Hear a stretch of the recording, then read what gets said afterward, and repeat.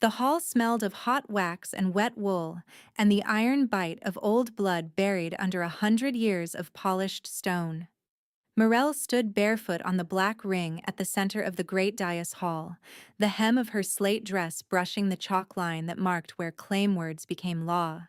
Behind her, 200 people filled the tiered benches, shoulders packed tight under winter cloaks. Before her, Corvus held the final silver cord in both hands, the braided strand stretched between his knuckles like a question pulled almost to breaking. No one coughed, no boots scraped. Even the braziers seemed to burn lower, flames flattening as if the room had drawn in breath and forgotten how to release it. Rook stood 3 steps to the right of the dais with his ceremonial staff angled toward the floor, expression composed in the way men compose their faces when they think the ending is already theirs. Tamsin Vale waited behind Morel's shoulder near the rear dais rail, flour still caked in a pale crescent under one thumbnail, despite the dark formal gloves she wore. Sable leaned against the side pillar where the Det clans were kept, jaw set so hard a muscle jumped along his cheek. Corvus looked at Morel and did not look away. The scar at his throat, thin, white, old, moved when he swallowed. "Speak," Rook said, voice ringing off vaulted stone. "Complete the binding." Corvus drew one breath that looked like pain. Morel felt it in her own ribs, as if his chest and hers were tied by something older than law and far more dangerous than debt. He stepped forward. She remembered the first night she saw him turn and leave. Winter had been sharper then, 2 weeks before the solstice of 2026, when snow clung in gray ridges against the outer buttresses, and the hall's bronze doors sweated from the crush of bodies pressing through. That night, her wrists were crossed in front of her and bound with rough hemp as collateral presentation required, and her name had been read with her clan's shortfall. 9,000 crowns in grain debt, outstanding to Blackridge stores. 9,000. The number had lived in her house for months, like a second hearth. Always hot, always there. Presenting Morel Thorne, Rook had said then, each syllable clean and deliberate. In settlement condition under winter claim statute. The first time her full name struck that stone, it sounded like a sentence. She remembered searching for Sable in the benches and finding him already straining against the shoulder of a guard, knuckles white around the edge of the rail. She remembered seeing Tamsin Vale only for a blink in the back archway, flour sack coat still on, as if she had run from her ovens without stopping to change. She remembered Corvus, above everyone, black coat unadorned except for the wolf head clasp at one shoulder, listening to Rook recite terms with the expression of a man who had endured this speech too many times to hear words anymore. Rook had raised the staff and pointed it toward Corvus. "As reigning alpha of Blackridge, you may satisfy debt by ceremonial claim before witnesses." Murmurs moved through the hall, not quite voices, the friction sound of expectation. Everyone knew his pattern. Everyone watched to see if he would do what he had done for 7 ceremonies running. Stand through the opening, hear the legal recital, and leave before the binding words that made a person irrevocably claimed. He had done it 7 times since 2018. 7 winters of turning away at the same point, as if there were a crack in the ritual floor and only he could see it. The story of 2018 had grown horns in retelling, but the bones stayed the same. A coerced claim in this same room. A pair pushed into legal words neither wanted. A knife in an alley before dawn. 2 clans feeding a feud with sons and grain and graves until both were thin as famine. Corvus had emerged from that winter with the throat scar and a rule he never spoke aloud. He did not complete coercion. Rook called that weakness. The benches called it spectacle. Morel called it the only unpredictable thing in a machine built to grind people into obligations. "Proceed," Rook had ordered. Corvus had descended the first stair from his raised seat, then the second. His boot struck stone with soft, even sounds. He stopped within arm's reach of her, close enough that she could smell iron and ash on him, as if he had stood too near a forge. His eyes moved once over the rope at her wrists, then up to her face. He started to lift his hand. Fingers opened. His palm hovered a breath away from her jawline. He halted there, suspended. Heat climbed her neck. The crowd leaned without moving. Rook's staff tip tapped once against stone, impatient. Corvus let his hand fall. He turned, coat flaring, and walked toward the side exit used by alphas avoiding completion. The hall erupted in layered sounds, hisses, sharp laughs, a scattered clap quickly swallowed. The humiliation had a sound that night, cloth being torn in tiny strips. Collateral remains unclaimed, Rook announced smoothly, already reclaiming the room. Debt condition persists. Morel stood where he had left her while the rope chafed and her ears burned and every pair of eyes weighed her like spoiled wheat.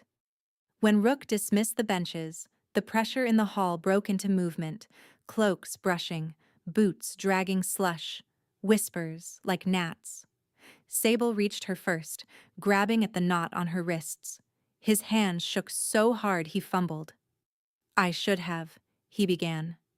She pulled free of him before the sentence could grow teeth. "No. Me. Not here." Her voice came out flat as split wood. She made it to the outer corridor before her knees threatened to fold. Stone sweat chilled the back of her dress. Torchlight painted the walls in wavering amber.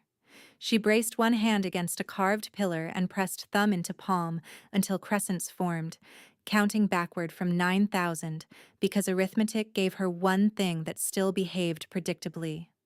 At 312, a hand touched her elbow. Tamsin Vale smelled like cardamom and warm rye even in winter corridors. She did not ask permission.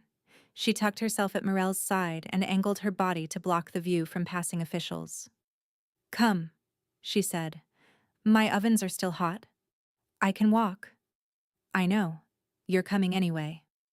Tamsin's tone stayed soft, but it left no room for argument. Appearance one came in a bakery kitchen lit by banked coals and one hanging oil lamp with a cracked glass shade. The place was small. 2 proofing tables, 1 brick oven, a shelf of tins dented at the corners, but heat wrapped around Morel like a rough blanket. Tamsin untied Morel's wrists with a paring knife and dabbed salve from a blue ceramic jar onto the rope burns. Thumb precise, face expressionless in the way healers and bakers both learned. Sable arrived after midnight with snow on his shoulders and a ledger wrapped in waxed cloth under his coat. He shut the door hard enough to rattle the spoon rack. "I took it from the grain office lockbox." Morel stared at him. "You stole from the hall archives?" "From Rook's private shelf beside the archive." He tossed wet hair from his eyes. "Call it balancing." Tamsin slid the bolt before anyone outside noticed the light. "Show us." They spread the ledger on the flour-dusted table. Its cover was dark calfskin, stamped with the Blackridge crest and year marks burned at the corner. Pages smelled of ink and old glue. Morel flattened one sheet with her palm and began reading entries aloud while Sable paced. "Autumn delivery, Thorn Clan, 6 wagon loads barley, assessed at 400 crowns each." Her fingertip traced the columns. "Registered against principal." She turned page after page, mouth moving, eyes narrowing. Tamsin set down 3 chipped mugs of chicory and watched in silence. "Here," Morel said finally, tapping a line where ink had been overwritten once, the original number still visible as a ghost. "Penalty escalation." Sable leaned in. "That's the one he cited." She counted the marks. 2,400 added over lawful threshold. "Can you prove lawful threshold?" Another page, another column. "Repayment period listed as 3 winters under Section 31. We're in second winter." She looked up at her brother. "He treated us as default in first." Sable slammed his palm on the table. Cups jumped. "I told him I delivered every sack he marked missing. 12 cartloads at first thaw, 8 at midsummer, 10 before first frost. I signed each tally in front of his clerk. You signed? Morel asked. He nodded, then dug in his coat and produced folded slips tied with twine. Delivery chits, each with his rough initials and witness marks. Grease-stained, crumpled, real. Tamsin took a slow breath through her nose. You have paper and witness. He has ceremony and a staff. Paper and witness can still win if the room sees both. Morel ran the number again anyway, because arithmetic steadied her hands. Principal 9,000. Penalty lawful under 3 winter schedule did not exceed base percentages listed in Section 31. The added 2,400 had no matching statute line. She wrote each subtotal in chalk on the table edge until white dust coated her fingertips. He used me as leverage because it was clean, she said. Tamsin met her eyes. He thought it was clean. By dawn, they had copied 4 ledger pages onto rough paper and wrapped the originals in wax cloth again. Sable insisted on returning the ledger before the morning bell. Tamsin pressed a heel of bread into his hand and shoved him toward the back alley. Morel stayed by the oven mouth as coals shifted and popped. The warmth made her skin sting where cold had bitten. On the far shelf stood 12 unglazed bowls waiting for proofed dough, each one slightly different because hand-thrown clay never matches perfectly. She touched the rim of one bowl and whispered, "I will not be entered as inventory." Tamsin pretended not to hear. She only added another split log to the fire and said, "Then make him say it in the hall." 3 days later, Rook called tribunal. He chose midday, when winter light came thin through high windows and painted everyone in pewter. He chose the same great dais hall, the stage where he already knew every advantage. He arranged benches full. He stood with staff centered. He had clerks lay out copies of statute rolls along the front rail to imply inevitability. Morel arrived in a dark blue dress with sleeves buttoned to the wrist so rope marks stayed hidden. Sable walked 1 pace behind her, hands empty and visible. Corvus sat in the alpha chair at the left dais point, straight-backed, expression unreadable. When Rook began the hearing, his first surprise was small and devastating. Corvus did not leave. Rook recited, "Debt principal, 9,000 crowns. Penalty adjustment lawful under winter exigency clause." "Show clause text," Morel said. Her own voice in that hall startled her, clear and sharp and carrying to the upper tier. Heads turned. Rook's mouth thinned. "You speak when granted." "I petition challenge under public accounting right." She held up the copied pages with both hands. "Entries from your own ledger." A hiss of interest rippled through the benches. Rook gestured dismissively. "Forged copies." Sable stepped forward before Morel could stop him. "Not forged. I carried those grain loads, 30 cartloads by my count across the year." He marked 10 missing that were delivered. Rook jabbed his staff toward him. "Unsanctioned testimony." Corvus moved then, one gloved hand lifting from his chair arm. Not dramatic, not loud, just enough that Rook paused. "Let him speak," Corvus said. Those 3 words altered air pressure in the room. Sable swallowed and planted his boots wider. "Thaw delivery, 12 carts. Midsummer, 8. Frostmark, 10. I signed every chit in front of your clerk at the Northway gate." Rook turned to the benches. The boy confuses estimates with assessed value. Morel laid the copied ledger pages on the evidence table with careful precision, corners aligned to the grain of the wood. "Then assess value with us now. Read the line overwritten at page 42. Original penalty mark remains visible beneath your correction." A murmur rose louder than before, people standing to see. Rook snapped at a clerk to retrieve the official ledger. The clerk hesitated 1 second too long. Everyone noticed. Corvus still sat. He sat through full-page comparison. He sat through Sable's testimony and Morel's calculations spoken line by line. He sat through Rook citing statute aloud in a sonorous voice meant to drown contradiction. Section 31. Repayment period 3 winters. Section 14. Claim conversion permitted on default. He sat while Morel pointed to year marks proving no default had yet lawfully occurred. By the time the second bell struck, Rook's composure had frayed at the edges. Sweat showed dark at his collar despite the cold hall. He called for adjournment and motioned for Corvus to join him in private consult. Corvus declined with a slight tilt of his head. Antechamber, Corvus said instead, looking at Morel. Rook protested. Proceedings are not complete. They can wait 3 minutes, Corvus answered. Morel should have refused. She knew that. She followed anyway, pulse hammering high in her throat. The antechamber doorway sat off the main hall behind a tapestry of winter hunts gone threadbare at the bottom edge. Inside, a narrow table held a water jug, 2 cups, and a box of sealing wax. Light from a slit window painted one diagonal bar across the stone floor. Corvus stopped in the doorway and did not cross fully in, as if even privacy needed limits. "You should have told me sooner," he said. She laughed once, humorless. "When? While bound before your dais?" His jaw tightened. "Fair." She folded her arms to keep her hands from shaking. "Did you know about the inflation?" "I suspected pressure, not this amount." He looked toward the hall where voices carried through stone. 2,400 is not pressure. It is extortion dressed in law. And yet I was still presented. I know. She waited for explanation and got none. Anger flared hot and clean.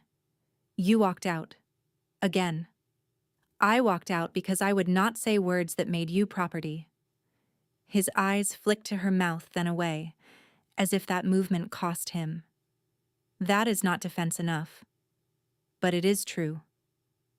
Her breath caught despite herself. The bar of light across the floor had shifted to touch his boot toe. Then why call me in here? He stepped 1 pace closer, stopping before contact. Because I am done speaking around it.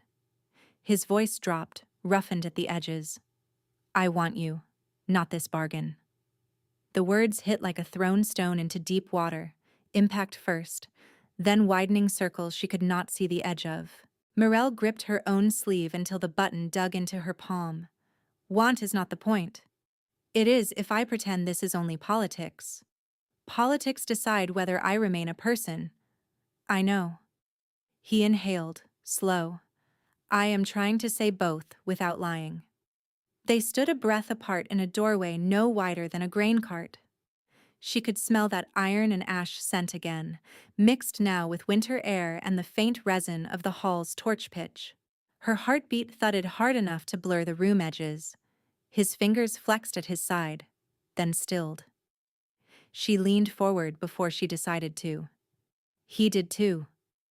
Not a dramatic lunge, more like tide returning to shore after pretending it might stay out forever. Their foreheads nearly met. Heat rushed through her, low and dangerous.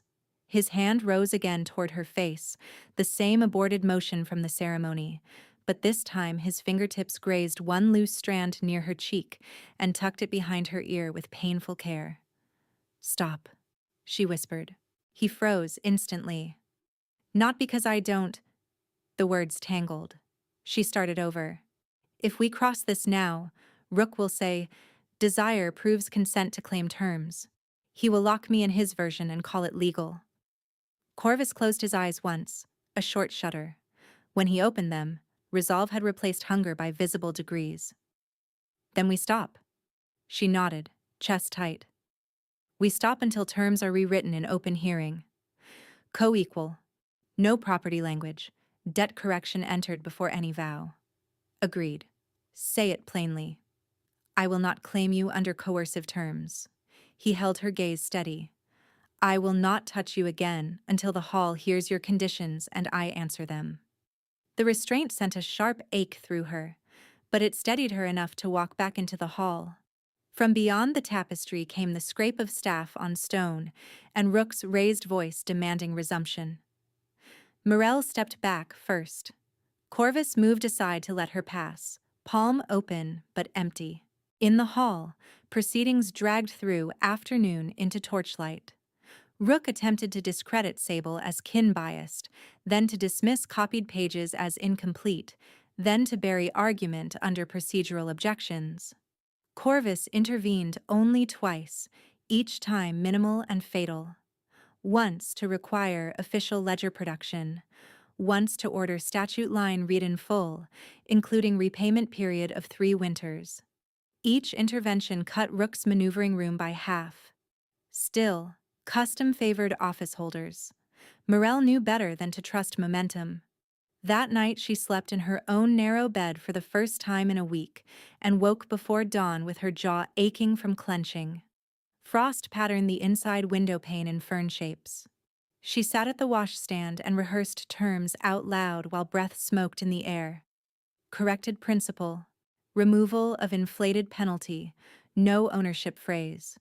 Right of refusal retained until final vow.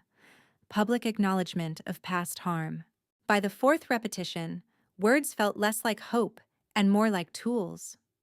Tamsin Vale appeared again at first light, boots damp, scarf crooked, carrying a breadbasket that contained no bread. Appearance, too, was all business. She set the basket on Morel's table and lifted out folded parchment tied with black thread. "Your counterterms," she said. "I copied them clean. He is waiting in the lower colonnade." "You're carrying messages for an alpha now?" Morel asked, trying for levity and missing. Tamsin snorted. "I'm carrying your conditions to the man who can force this hearing open. Different thing." Morel glanced at the folded pages. "Did he read them?" "He asked if there were additions. I said yes. Clause on mutual severance in case of bad faith enforcement. His face did this." Tamsin demonstrated a tiny flinch at one corner of her mouth. Then he said, "Add it." A laugh escaped Morel, short and unbelieving. "He said that?" "He did." Tamsin leaned in. "Listen to me. Men like Rook survive by making women negotiate in private and appear in public as if they asked for rescue. Do the reverse. Make him accept every line where the benches can hear." Morel took the pages. Ink smelled fresh. Her own handwriting sat beside Tamsin's cleaner script. No transfer of personhood, no implied obedience beyond mutual covenant, debt recalculation publicly stated, right to speak first in ceremony. "Come with me," Morel said. Tamsin shook her head. "Not now. If I stand beside you in the colonnade, he sees 2 women cornered in a corridor. If I stand beside you in the hall later, he sees witnesses." Morel touched the back of Tamsin's hand once, gratitude passing skin to skin. "You'll stand behind me?" "Third step up, right side of your dais," Tamsin said, "so you can feel I'm there without turning." Then she was gone, leaving cardamom scent and parchment edges crisp under Morel's fingers. In the lower colonnade, Corvus waited exactly where Tamsin said, beneath the cracked mosaic depicting Blackridge's first harvest oath, one to Sarah missing where a founder's hand should have been. He had removed his formal coat and wore only a dark shirt under a wool mantle, as if he expected cold and argument in equal measure. She handed him the pages without preamble. He read standing, lips moving slightly on legal lines. Twice he looked up to ask clarifying questions, not to challenge, to understand wording. At the severance clause, he paused longest. "This gives you explicit exit if I breach terms." "Yes." "And gives me exit if you do." "Yes." He nodded once. Mutual teeth. Good. He reached the line requiring public acknowledgement of his 7 early departures and their effect on those presented. His shoulders stiffened. "You want this spoken in ceremony." "I need it spoken where the harm happened." He held her eyes. "Done." No bargaining, no flattery, no attempt to shave language. "Rook will resist," she said. "He can resist all he likes. The precedent will still be read." Corvus folded the pages with exact corners. There is archive precedent from 2 generations ago. A claim rewrite after River Wright's coercion. My clerk found the notes. I will have them read publicly. You trust your clerk? I trust written dates and signatures when they embarrass powerful men. By afternoon, the hall convened again. Benches fuller than before. Scandal drew attendance faster than festival. Rook opened with procedural outrage. Corvus countered by requesting archive precedent be entered. An unnamed clerk in gray stepped forward with a leather packet and read in a dry, precise voice. Year records of a prior rewritten claim under coercion challenge, accepted by then-chancellor and witnessed by 3 clans. Terms amended before final vow. Binding upheld. Rook snapped. Obsolete circumstance. Corvus replied. Still law until repealed. Morel presented the counter terms herself. She did not tremble. She did not rush. She named each clause and looked not at Rook, but at the benches, making the witnesses part of the contract by attention, if not by ink. When she finished, Corvus said, Accepted. One word, public, irreversible in its own way. Rook attempted last delay by demanding penalty review committee. Sable stepped forward with original delivery chits and held them high. Review this first. The hall broke into overlapping voices. Rook's staff struck stone 3 times for order, but the sound landed weak. By then, the strain in the room was no longer on her side. By dusk, tribunal ruling came. Inflated penalty invalid. 2,400 struck. Debt returned to principal schedule. Repayment remains within lawful 3-winter period. Chancellor Rook removed from active authority pending council replacement and escorted from floor. He left without bowing. Outside, snow began again, soft and thick, muting cartwheels in the square. Morel stood under the hall lintel and let flakes melt on her eyelashes. Sable laughed once, disbelieving, almost childlike, and then clapped both hands over his mouth, as if laughter itself might undo the ruling. We're not finished, Morel told him. I know. He wiped at his eyes roughly, but we're no longer drowning. She touched his shoulder, then sent him home with strict instructions to sleep and keep his temper. He promised neither and hugged her too hard before leaving. Night settled. Torches along the colonnade hissed in falling snow. Corvus approached without escort, steps audible only when he reached the dry stone near her. You won, he said. We corrected fraud, she answered. Winning comes later. He almost smiled. Fair. They walked the outer arcade once, speaking in practicalities. Ceremony date reset for 3 nights hence. Witness list unchanged. Revised words copied and posted by morning. Twice their sleeves brushed. Neither reached. At the final arch, he stopped. I kept my promise in the antechamber. You did. I will keep the next one too. By the time he turned away, the next vow already felt half-made. The night of the final ceremony, the great dais hall looked identical and entirely altered. Same black stone ring, same tiered benches, same bronze braziers spitting resin sparks. Yet the energy had shifted from appetite to scrutiny. People were not waiting to consume a humiliation. They were waiting to see whether a powerful man would submit to the terms he had accepted. Morel wore deep green this time, color of pine needles after rain. Her hair was braided tight and coiled at the nape, with no loose strands to catch on anyone's fingers. Tamsin Vale stood exactly where she promised. 3rd step up, right side of the dais, hands clasped at waist, spine straight. Appearance 3, and decisive. A visible anchor placed in the architecture of power. Sable took his pillar place again, but his fists were open. Rook was absent. In his place stood a temporary officiant with no title staff, only a plain iron rod marking procedural authority for the evening. The absence of Rook's jeweled staff registered immediately. People kept looking at the plain rod. When Morel entered, benches rose by habit, then sat on cue. Corvus remained at his dais until she reached the center ring.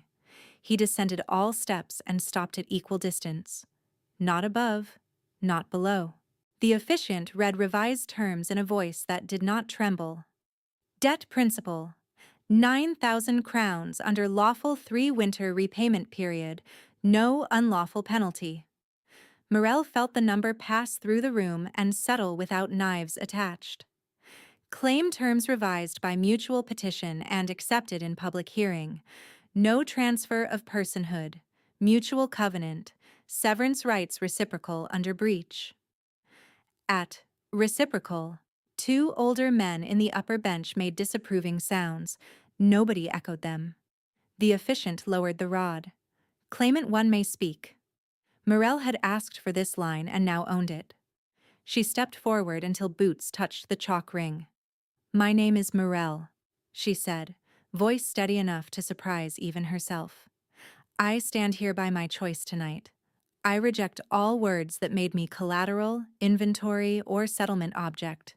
I accept only terms spoken aloud before witnesses, terms that bind us both. She turned slightly, including the benches. You watched me brought here as debt.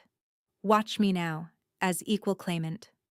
The hall answered with a rough rustle, cloaks shifting, boots adjusting, human bodies registering a new arrangement.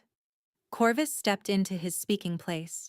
For 1 second his gaze moved to the side exit he had used for years, muscle memory mapped in stone. Then he looked back at her, and remained where he stood. Before vows, he said, voice carrying without shout, I owe public words. No one moved. In 2018, I completed a coerced claim under pressure of office and custom. It ended in blood feud and death. I carried that failure into every winter since. For 7 ceremonies, I left before binding words. I told myself departure prevented harm. He paused, throat working over the old scar. But leaving also made a theater of people presented here. It let others use my refusal as leverage while I kept my hands clean. Morel bore that in front of all of you. I am sorry. The apology landed harder than accusation ever had. Morel felt it in her knees, a sudden weakness she disguised by shifting weight. Corvus continued. Tonight I do not leave, not from fear, not from shame. I remain to vow under terms she named and I accepted. He held out the silver cord, not as chain, but as offered line. She took the other end. The officiant prompted first reciprocal statement. Morel spoke hers without stumbling.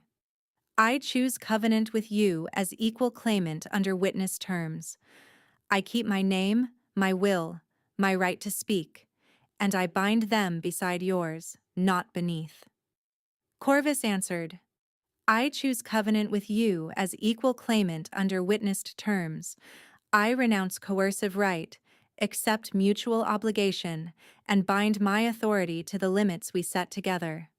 Second statement required touch.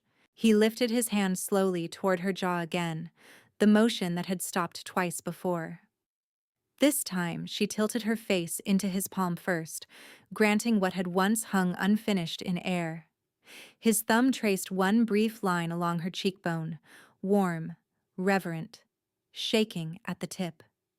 Third statement required knotting cord at the wrist. They tied each other, mirror motions practiced earlier but now meaningful because the hall watched, and words had already changed the frame. Silver thread pressed cool against her pulse. Final vow approached, the point where he had always gone. Morel heard the old pattern in the room. Inhale, wait for boots turning, wait for coat flare, wait for exit door opening. She heard none of those sounds. Corvus stayed. He took breath and spoke through the whole final line without pause. I remain. Not a required phrase, his own addition, small and devastating. The officiant declared binding complete. Noise followed. Not the torn cloth noise of ridicule, but full-throated stamping and voices colliding, some cheering, some objecting, all alive. Above it, Tamsin's hand touched Morel's shoulder once from behind, exactly where promised, steady and warm through fabric. Ceremony protocol demanded one sealed kiss or clasp. Morel chose clasp first. Their bound wrists met. Then she reached up, hooked fingers lightly at the back of Corvus's neck, and kissed him once, brief and certain. The hall reacted as halls do. She ignored it. After dismissal, people pressed forward with questions, congratulations, complaints about precedent, predictions of chaos. Guards formed lanes. Sable broke ranks and caught Morel in a lift that spun her once before Corvus's raised brow persuaded him to set her down. He laughed again, wild with relief. "Debt schedule?" he asked, practical even while grinning. "3 winters," she said. "We can breathe." "No extra penalty?" "Struck." He wiped his nose on his sleeve like he had at 12. "I want that in stone." "You'll get grain first, then stone." Corvus conferred briefly with the temporary officiant and 2 council stewards, then returned to Morel's side without summoning her to his. Another small geometry shift. They left the great dais hall through the main doors, not side exits, with snow falling in fat flakes that stuck to lashes and cloak seams. Torches along the stair hissed and smoked. Tamsin waited at the bottom with a wrapped loaf tucked under one arm and held it out to Morel without ceremony. "For your table," she said. Morel took it, feeling heat through cloth. "You should be sleeping." Tamsin shrugged. "Dough rises at dawn whether politics behave or not." Sable kissed Tamsin's forehead in impulsive gratitude and nearly got cuffed for it. She let him keep the kiss and gave him half the loaf anyway. Soon, only 2 sets of boot prints remained heading toward Blackridge quarters, Morel's and Corvus's, parallel lines in fresh snow. They walked without touching for the first block, both overfull with public hours. At the stone bridge over the frozen mill run, he stopped and unwrapped the silver cord from his wrist. "Too tight?" he asked. "It can stay." "It leaves a mark." "So do rope ties and winter work." "I can live with a mark." He watched her face, searching for strain, then nodded and left the cord where it lay. A cart rattled past on the lower road, wheels wrapped in rawhide for ice grip. Somewhere a dog barked twice and settled. At the threshold of his house, now theirs by clause, though the word still felt new, he did not usher her in like property delivered. He opened the door and stepped aside, waiting. Morel crossed first. Inside, the front room held a banked hearth, 2 chairs, a long table scarred by knife work, and a single copper basin near the wall. No servants waited. None were permitted after tribunal week for security reasons. She set Tamsin's loaf on the table and loosened her cloak clasp with cold, stiff fingers. Corvus removed his gloves slowly, as if giving her ample time to reconsider everything. "You can take the west room," he said, "or this one, or none. Tonight asks nothing beyond what was spoken." She laughed softly, exhausted and fierce.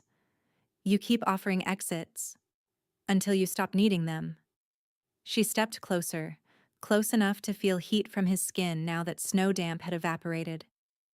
"I needed them. I still might. But tonight I want one thing with no witness and no statute." He waited. She took his hand and guided it to her cheek, exactly where it had hovered in the hall weeks ago. "Finish that motion." His breath hitched once.